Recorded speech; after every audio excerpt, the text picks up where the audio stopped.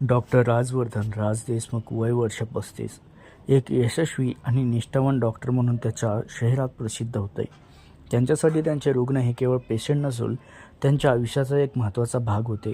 ते कामाप्रती इतके समर्पित असते की सकाळ संध्याकाळचा बराचसा वेळ ते हॉस्पिटलमध्ये घालवत असत. त्यांचे जग फक्त त्यांचे काम, त्यांचे कुटुंब याभोवती फिरत होते. परंतु त्यांच्या या ठरलेल्या दिनक्रमात एक अनपेक्षित बदल घडला होता. एक दिवस त्यांच्या क्लिनिकमध्ये 23-24 वर्षाची एक तरुणी आली. तिच्या चेहऱ्यावरचं हसू इतकं निरागस होतं की ते पाहता डॉक्टर राज थक्क झाले. तिच्या निखळ हास्याने त्यांच्या मनातील सर्व कामाचा ताण एका क्षणात दूर झाला. शिल्पा जोशी, तिने स्वतःची ओळखही करून दिली. तिच्या आवाजात एक वेगळीच गोडवा होता. ती शारीरिक तपासणीसाठी आली होती, पण तिच्या डोळ्यातील निरागसता आणि चेहऱ्यावरील प्रसन्नता पाहून डॉक्टर राज यांना एक वेगळाच अनुभव आला. आजवर अनेक रुग्ण त्यांच्याकडे आले होते, पण शिल्पाच्या बाबतीत काहीतरी वेगळं होतं. तिला पाहिल्यावर त्याच्या चेहऱ्यावर एक सूक्ष्म हास्य उमटलं, जे त्यांनी स्वतः कधीच पाहिलं नव्हतं. तिने त्याच्यासोबत बोलताना हसून पाहिले आणि त्या क्षणी त्यांच्या मनात एक अनामिक आनंदही निर्माण झाला. डॉक्टर राज यांना जाणवले की त्यांच्या व्यावसायिक आयुष्यात पहिल्यांदाच एखाद्या रुग्णाच्या उपस्थितीने इतका मोठा आनंद त्यांना झाला होता. क्लिनिकमधील थंड, गंभीर वातावरण एका क्षणात तिच्या हसण्याने उजळून निघालं. शिल्पाच्या या पहिल्याच भेटीत डॉक्टर राज यांच्या मनात एक वेगळं स्थान निर्माण झालं होतं.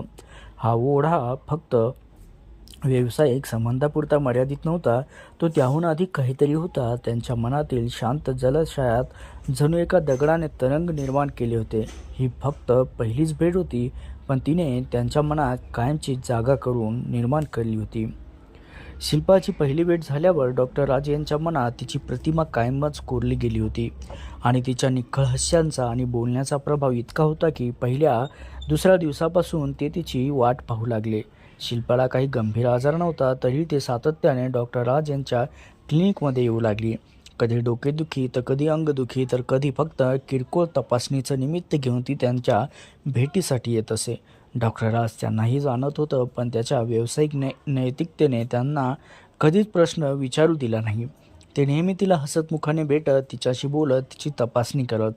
डॉक्टर राज यांच्यासाठी हे क्षण केवळ व्यावसायिक भेटीपुरते मर्यादित नव्हते. ते त्यांच्या व्यस्त धावपळीच्या आणि आयुष्यातील एक शांत, सुंदर क्षण बनले होते. शिल्पालाही डॉक्टरांची वाट पाहताना कधीच कंटाळा येत नसे. कधीकधी त्यांची अपॉइंटमेंट मिळणे कठीण असायचे, पण ती तासनतास त्यांच्या ऑफिस बाहेर बसून त्यांची वाट पाहायची. तिच्या चेहऱ्यावरील कोणताही त्रागा किंवा नाराजी दिसत नसे. उलट तिच्या डोळ्यात डॉक्टरांना भेटण्याची उत्सुकताही स्पष्ट दिसायची. शिल्पा, इतका वेळ का थांबलीस माझ्यासाठी, असा प्रश्न विचारल्यावर ती फक्त हसून उत्तर द्यायची. डॉक्टर, तुम्हाला भेटल्याशिवाय मला बरंच वाटत नाही बघा. या नियमित भेटीमुळे त्यांच्यातील नाते अधिक दृढ झाले होते.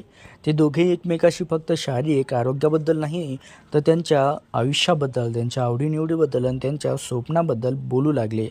त्यांना एकमेकाच्या सानिध्यात खूप शांत आणि आनंदी वाटू लागलं. डॉक्टर राज यांच्यासाठी हे एक नवीनच अनुभव होते. त्यांच्या पत्नीसोबतच चांगले संबंधही होते, पण शिल्पासोबतच्या बोलण्यात त्यांना वेगळेपणा आणि मोकळेपणाने सजगता येत होती. त्यांना एकमेकाविषयी खूप प्रेम वाटू लागलं. हे प्रेम फक्त एका पेशंट डॉक्टरच्या नात्यापुरतं मर्यादित नव्हतं, तर ते एका सुंदर भावनिक बंधनात बदलत होतं. दोघांनाही या नात्याच्या त्या नव्या पैलूने गोंधळात पाडलं होतं, पण तरीही ते भेटीची आतुरतेने वाट पाहायचे. पावसाच्या सूक्ष्म थेंबाने खिडकीवर लय धरलेली असताना मंद प्रकाशात शिल्पा राजजवळ बसली होती आणि त्यांच्या नजरेत आता शब्द नसून भावनाचा ओघ वाहत होता. त्या दिवशी सुरुवातीला हा फक्त साधा संवाद होता, रुग्ण आणि डॉक्टरमधला, पण त्या क्षणी त्यांच्यातील अंतर जणू बराच काळ हळूहळू विरघळत होते आणि आता ते इतके जवळ आले होते की श्वासाचा स्पर्शही बोलका बनला होता. शिल्पाच्या नाजूक चेहऱ्यावर पाहताना राजना तिची निरागसता भावत होती आणि त्याचवेळी त्या निरागसतेत दडलेल्या अनावर आकर्षण त्यांना अस्वस्थ करत होतं. त्यांनी तिचा हात हळूच धरला आणि त्या साध्या स्पर्शात एक दडपलेली वासना होती. त्यांना मन सांगत होते की थांब, हे योग्य नाही, पण तिची नजर आपसुकच झुकली. तिचं मुख स्मित फक्त परवानगी देत नव्हतं, तर तिची तितकी तीव्र ओढ व्यक्तही करत होती. त्या क्षणी त्यांना जाणवलं की हे नातं आता केवळ मैत्री किंवा आधारापुरतं मर्यादित राहिलंच नव्हतं. हळूहळू राजचा दुसरा हात तिच्या खांद्यावरून केसापर्यंत फिरू लागला. तिच्या केसाचा गंध त्यांच्या चेहऱ्यावर पसरला आणि त्या गंधात तिच्या जवळची जादू दडलेली होती. शिल्पाचे डोळे मिटले, तिचं डोकं त्याच्या छातीवर सहज टेकलं आणि दोघांच्या श्वासाची गती एकत्र मिसळली. त्यांच्या ओठाने तिच्या गालालगत स्पर्श केल्यावर तिच्या देहाने क्षणभर थरथर कापली, पण ती मागे सरकली नाही. उलट ती अधिक जवळ सरकून राजच्या मिठीत सामावली. या उबदार रोमॅन्टिक स्पर्श कुठेही अश्लीलता नव्हता, तो होता माणसातल्या सर्वात खोल भावनिक आणि शारीरिक जिव्हाळ्याचा अनुभव. मात्र या गोड क्षणाच्या मागे अपराधपणाची धाड सतत झिरपत होती. राज विवाहित होता आणि त्याच्यासाठी ही जवळीक चुकीची होती, पण मनाच्या गाभाऱ्यातून उठणारी वासना, आकर्षण इतकं जोरात उधळत होतं की त्यांना थांबवणं अशक्यच होतं. त्यांच्या मिठीत शिल्पा सुरक्षित वाटत होती, पण तिच्या डोळ्यातून एक अव्यक्त धुसट चिंता दिसत होती. जणू ती विचार करत होती की या नात्याचं पुढे काय होईल. त्या क्षणी मात्र दोघेही भविष्याच्या प्रश्नाकडे न वळता वर्तमान क्षणात हरवले होते. बाहेरचा पाऊस आणखी दाट होत होता, विजाचा प्रकाश खोलीत लहरत होता आणि आतल्या शांततेत दोन माणसाची धडधडणारी हृदय, एकमेकाची ऊब आणि ओढेने भरलेला श्वासाचा संवाद घडत होता. त्या निशब्द संगतीत त्यांचं नातं आता स्पष्ट झालं होतं. हे फक्त शब्दाच्या पलीकडचं प्रेम नव्हतं, तर ते वासनेची आगही त्यात फुलत होतं आणि दोघेही त्या गुंतात खोलवर बुडत चालले होते. त्या दिवसाच्या संध्याकाळी मीना विचारत होते. गेल्या काही महिन्यापासून राजच्या वर्तणुकीत झालेला बदल त्याला दिसत होता. मीना ही राजची बायको होती. त्याच्यात एक वेगळीच तरलता आली होती. कामातून परतलेले राज थकलेले दिसत नसत, उलट ताजेतवाने भासत असत. मोबाईलवर कोणाशी बोलताना हलकंसं हसणं, सहज मिटणारं स्मित मीनाच्या त्यांच्या बायकोच्या मनात छोटा छोटा काटा टोचून जात होतं. हे बदल चांगले आहेत की धोकादायक, हा प्रश्न मीनाच्या मनात सतत घुमत होताही. त्या दिवशी मात्र त्यांनी या शंकेला उत्तर मिळवायचं ठरवलं आणि त्यांना राजना न कळता थेट त्यांच्या क्लिनिकमध्ये गेल्या. क्लिनिकच्या कॉरिडॉरमधून सावकाश पुढे जाताना त्यांचं हृदय जोरात धडधडायला लागलं. दाराजवळ थांबलेल्या मीनाच्या डोळ्यात त्या क्षणी काही असामान्य पाहण्याची भीती होती. दाराशी पोहोचल्यावर त्यांनी हलकेच कडी ढकलली आणि समोरचं दृश्य पाहून त्या क्षणभर जणू थिजूनच गेल्या. आज राज आपल्या खुर्चीत थोडे मागे रेलून बसले होते आणि शिल्पा जवळच्याच खुर्चीत त्यांच्या अगदी शेजारी टेकून बसली होती. दोघेही हसत गप्पा मारत होते, पण त्या हातात एक निरागस ओढ होती. शिल्पाच्या हातावर राजचा हात अलगद ठेवलेला होता आणि त्यांच्या नजरेतील भाव हा डॉक्टर रुग्ण या सीमारेषा पलीकडचा होता. शिल्पा लहानशा हलकीशा आवाजात काहीतरी सांगत होती आणि राज तिच्या बोलण्यात इतके गुंतले होते की जणू जगात कुणी दुसरं अस्तित्वातच नाही. मीनाच्या नजरेसमोर राजच्या बोटांनी शिल्पाचा हात पकडलेला आणि तो स्पर्श फक्त व्यावसायिक काळजीचा नव्हता, तो होता एक आपुलकीचा, उभेचा आणि दाबलेल्या इच्छेचा संकेत. शिल्पाच्या चेहऱ्यावरचं मुख स्मित तिच्या डोळ्यात लाजरा पण स्वीकारण्याचा भाव आणत होतं. राजने तिचा खांदा थोपटला आणि शिल्पाने नकळत आपलं डोकं त्याच्या खांद्यावर झुकवलं. त्या क्षणी त्यांच्या चेहऱ्यावरचा जवळ आलेला स्पर्श, दोघांचं एकमेकात रेंगाळणारं मौन, ही मीना दुर्लक्ष करूही शकत नव्हती. त्या नजरेतील भाव, दोघांच्या शरीरातून उमटणाऱ्या हलक्या सहज हालचाली, हे सर्व बघून मीनाच्या डोळ्यावर विश्वासच बसेना. त्यांचं हृदय जोरजोरात धडधडू लागलं. हे काय घडतंय माझ्या राज, माझ्या नजरेसमोर, हा प्रश्न तिच्या डोक्यात घणाघाती आवाजाने कोसळत चालला होता. त्यांच्या पायाखालचं विश्व जणू हललं. कपाळावरचा घाम, डोळ्यात रेंगाळणारं पाणी आणि छातीत घुसळणारा संताप, यामुळे त्यांना तिथे एक क्षणही थांबवत नव्हता. तिला जाणवलं की हा लपलेला आनंद, हा वेगळा उत्साह, तो फक्त त्याच्या संसाराचा नव्हता, ते अनपेक्षित अव्यक्त नात्याचा होता.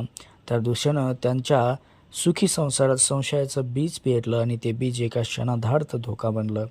मीना वळल्या, पण त्यांच्या मनातल्या विचाराचा गुंता थांबत नव्हता. हाच तो बदल होता का? माझ्यापासून रोज गेल्या काळापासून काहीतरी लपवत होते का? मी ज्यांना आयुष्यभराचा विश्वास दिला, ते माझ्या पतीचं हृदय आता माझं राहिलंच नाही. त्याच्या डोळ्यातील ओघळणारा अश्रू त्या क्षणी त्यांच्या मनातल्या विश्वास पोखरत होता आणि घाईघाईने परतताना त्यांच्या पायाखालची जमीनसुद्धा हलत होती. संसार नावाचा गोड गोंधळ आता एका अनपेक्षित वादळासाठी तयार झालता आणि घराची दारं उघडल्यावर त्यांना रातच्या या संशयांना सामना करून उत्तर द्यावंच लागणार होतं. घरी परतल्यावर मीना एक क्षणही स्वस्थ बसू शकल्या नाहीत. त्याच्या डोळ्यात पाहिलेलं दृश्य जणू भेडसावत होतं. राजच्या चेहरा उमटलेला तो गहरा आनंद, त्यांच्या शिल्पाच्या हाताला लावलेला स्पर्श, शिल्पाच्या खांद्यावर टेकलेल्या त्या निरागस डोक्याने मीनाच्या मनाचा पडाव केला आणि त्या थरथरत होत्या, रागाने, दुःखाने, संशयाने. दरवाजा उघडल्याने राज घरी आले तेव्हा मीनाच्या डोळ्यात संतापाची वादळ धगधगत होती. त्यांना क्षणभरही न थांबवता थेट विचारलं, राज, हे नेमकं काय चाललंय? मला सर्व काही दिसलंय. तू मला काय समजतोय? इतकी वर्ष दिलेला विश्वास हेच फळ होतं का? त्याच्या आवाजात थरथरता होती, पण ती फक्त शब्दाची नव्हती, ती होती तुटलेल्या विश्वासाची जळजळ. राज क्षणभर अवाक झाले. काही सेकंद त्यांना शब्द सापडले नाहीत, पण त्यांनी सर्व शांत आणि सावरत आवाजात सांगितलं, मीना, तू जी कल्पना करत आहेस ते काहीच नाही. शिल्पा माझी रुग्ण आहे. ती एक गंभीर मानसिक तणावातून जात आहे. तिच्यासाठी माझ्याशी बोलणं, तिच्या मनातल्या गोष्टी मोकळ्या करणं तितकंच महत्त्वाचं आहे जितकं तिचं औषध घेणं. ते तिला शांतवण्याचा प्रयत्न करत होतं, पण मीनाला हे सर्व खोटंच पोकळ वाटत होतं. त्याच्या डोळ्यातून सांडलेले अश्रू, ओठावरून निघणाऱ्या थरथरत्या शब्दांनी त्यांनी पुन्हा आरोप केला, तू माझ्यापासून हा काळभर लपवत होतास. का बरं लपवत होतास? जर ती फक्त पेशंट असेल तर त्या रात्री इतकं गुपचूप हसणं का होतं तुझं? तिच्या खांद्यावर तुझा हात का होता? तिच्या डोळ्यातले ते भाव, ते व्यावसायिक होते का? राजनी खोल श्वास घेतला. त्याला कळत होतं की यशनी मीनाच्या मनावर संशयाची जाड सावली घातलेली आहे आणि तिचं मन ढासळत चालले. त्यांनी पुन्हा शांतपणे सांगितलं, मीना, माझ्यावर विश्वास ठेव. तू पाहिलंस ते फक्त बाहेरचं रूप होतं, त्यामागे एक वेगळी सत्यकथा आहे. शिल्पा गंभीर डिप्रेशनमध्ये आहे. तिच्या डोळ्यात जी आपुलकी दिसली आहे ती तिच्या कृतज्ञतेची होती, आधाराची होती, वासनेची किंवा लपलेल्या ओढीची कधीच नव्हती. ती मी डॉक्टर म्हणून फक्त तिच्या आरोग्यासाठी करतोय हे तुला समजायलाच हवं. पण मीना त्या क्षणी ऐकण्याच्या पलीकडे गेल्या होत्या. त्यांचा राग, तुटलेला विश्वास इतका प्रखर होता की त्यांनी हात जोडून उदास स्वरात म्हटलं, सांगू नकोस राज आता पुढे. मीना मूर्ख नाही आहे. माझ्या डोळ्यासमोर जे घडलं ते आता शब्दांनी पुसता येणार नाही आहे. तुझं माझ्यावरती प्रेम असतं तर तू अशी वेळच आणू दिली नसती. त्यांच्या आवाजात दुःख ओसंडून वाहत होतं. घरात अशांततेचं वातावरण निर्माण झालं, पण त्या शांततेतही दडलेलं होतं त्यांच्या नात्यातील रक्ताळलेलं जखम. त्या रात्री दोघांमध्ये संवाद नव्हता, फक्त नजरा भिडल्या आणि प्रश्नाची धुसफुसत राहिली. मीना त्यांच्या मनात संशयाची भिंत उभारू बसल्या होत्या आणि राज आपल्या प्रामाणिकपणेचं सत्य सिद्ध करण्यासाठी तळमळत होते. त्या क्षणी विश्वासाचं नाजूक नातं एका संघर्षाच्या मैदानात उतरलं होतं. पुढच्या दिवशी घरातलं वातावरण करकरीत होतं. मीना अजूनही रागात होती आणि राज तिच्या नजरेत अपराधी ठरत होते. पण राजना ठाऊक होतं की जर हे सत्य समोर आणलं नाही तर हा गैरसमज त्यांच्या संसाराचा पाया उद्ध्वस्त करू शकेल. त्यांनी निश्चय केला, आज मीना यांना सर्व काही स्पष्ट दाखवायचं. त्या संध्याकाळी दीर्घ श्वास घेत त्यांनी मीना यांना हळू आवाजात सांगितलं, मीना, कालच्या तुझ्या डोळ्याने जे काही दृश्य पाहिलं त्यावरून तू ज्या निष्कर्षावर पोहोचलीस ते मला समजतंय. पण खरं चित्र बघायचं असेल तर माझ्यासोबत चल. मी तुला सगळं दाखवतो. मीनाच्या चेहऱ्यावर अजूनही संताप आणि अविश्वासाचं वादळ होतं, पण त्याच्या स्वरातील शांत प्रामाणिकपणा तिला थोडीशी थांबायला भाग पाडत होती. क्लिनिकमध्ये पोहोचल्यावर राजनी आपल्या टेबलवर मोठी फाईल काढली. त्यात हॉस्पिटलचे रिपोर्ट्स, मेडिकल रेकॉर्ड्स आणि शिल्पाच्या उपचाराच्या नोंदी होत्या. त्यांनी फाईल मीनासमोर ठेवून शांतपणे ठाम आवाजात सांगितले, ही सगळी कागदपत्रे बघ, हीच खरी कहाणी आहे. शिल्पा गेली अनेक वर्ष मानसिक त्रासाने, आजाराने आणि डिप्रेशन आणि चिंता विकाराने त्रस्त होती. तिने दोनदा आत्महत्येचाही प्रयत्न केला. तिच्या औषध उपचाराबरोबर तिला कुणीतरी मनापासून ऐकणारं, समजून घेणारं लागणार होतं. मी डॉक्टर म्हणून तिच्यासाठी ते करत होतो. मीना हळूहळू फाईल पलटवत होती आणि प्रत्येक पानासोबत तिच्या मनात हललेल्या शंका थरथर कापत होत्या. रिपोर्ट्समध्ये नोंदी स्पष्ट होत्या. डॉक्टरांच्या पूर्वीच्या तपशीलवार टिप्पण्या, मानसतंत्र तज्ज्ञांच्या सल्लामसलती, शिल्पाचं नाव, ती घेत असलेली औषधे. मीनाच्या डोळ्यातून ओघळलेले अश्रू आता केवळ रागाचे नव्हते तर अपराधगंड आणि समजुतीच्या संघर्षाचे होते. राज हलक्या पण ठाम स्वरात पुढे म्हणाला, मीना, तू जे काही काल पाहिलंस ते खरंच बाहेरून वेगळं दिसतं. तिच्या चेहऱ्यावरचं हसू, माझ्यासोबतचा उगाच जवळचा स्पर्श, सगळं तिच्यासाठी थेरपीचा भाग होता. मला तिच्याशी काळजीपूर्वक वागावंच लागतं कारण ती प्रत्येक क्षणी तुटू शकते. ती माझ्यासाठी पेशंटपेक्षाही कमी नाही. मी डॉक्टर म्हणून तिचा आधार आहे आणि या पलीकडे आमच्यात काहीच नाही. मीना एकटक राजकडे पाहत होती. त्याचा आवाज, त्याची डोळ्याची पारदर्शकता आणि त्याच्या हातात धरलेली फाईल हे सारं मिसळून इतकं खरं वाटत होतं की त्याच्या मनात कालच्या शंकेची भिंत हळूहळू ढासळत चालली होती. त्यांनी थरथरत्या स्वरात विचारलं, राज, मी खरंच इतकं चुकून ठरवलं का रे? मी तुला न ऐकताच निष्कर्ष काढला का? राजने तिचा हात हातात घेतला आणि हलक्या स्वरात सांगितलं, हो मीना, तू चुकलीस. पण हे तुझा दोष नाही. तू माझ्यावर प्रेम करतेस. तुला शंका आली म्हणून तुला शंका आली. आता कागदपत्रांनी ते सिद्ध केलंच आहे. माझ्या आयुष्यात तूच आहेस आणि असशील. हे ऐकताच मीना हळूच त्याच्याशी बिलगल्या. अपराधागंड, संशय आणि रागाच्या ज्वाळा आता थंड पडल्या होत्या. त्यांच्या ओठावरून बाहेर पडलं फक्त एक वाक्य, मीना, मला माफ कर राज. मला माफ कर राज. संपूर्ण सत्य समोर आल्यावर मीना राजच्या डोळ्यात पाहत राहिली. तिच्या चेहऱ्यावर अद्याप कालच्या कटू आठवणीच होत्या, पण त्या हळूहळू विरघळत त्या ठिकाणी एक नव्या जाणीवेची नाजूक पहाट उगवत होती.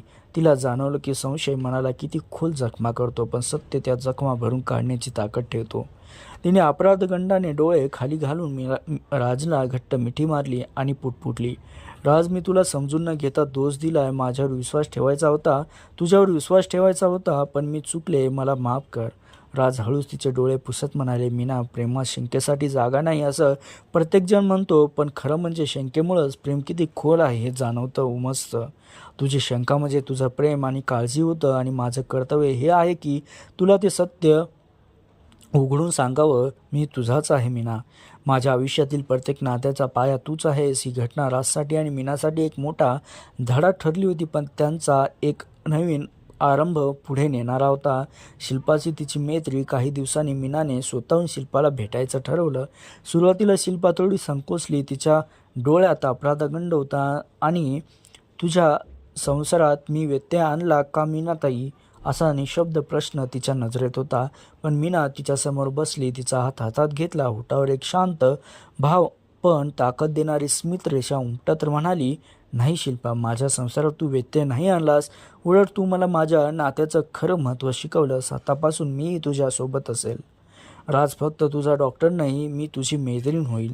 शिल्पाच्या डोळ्यातून अश्रूही ओंगळले. ते दुःखाचे नव्हते तर आश्वस्त होण्याचे होते. त्या क्षणी तिच्या चेहऱ्यावर अनेक महिन्यांनी उमगलेलं खरं हसू प्रकट झालं. राज त्या दोघांकडे पाहत होते. त्यांच्या डोळ्यात सुटकेचा आणि आनंदाचा मिलाप झळकत होता. हळूहळू दिवस गेले. उपचार, संवाद यामुळे शिल्पाच्या तब्येतीतील मोठा बदलही दिसू लागला. औषधाच्या आधारासोबत आता तिला मिळाला होता एक खराखुरा आधार. डॉक्टर राजचा विश्वास, मीनाची आपुलकी आणि स्वतःवरच्या नव्याने निर्माण झालेला विश्वास, या त्रिकोण आता कुठल्याही गैरसमजाचा शंकेचा नव्हता. तर तो होता प्रेम, आपुलकी आणि मानवतेचा सुंदर संगम.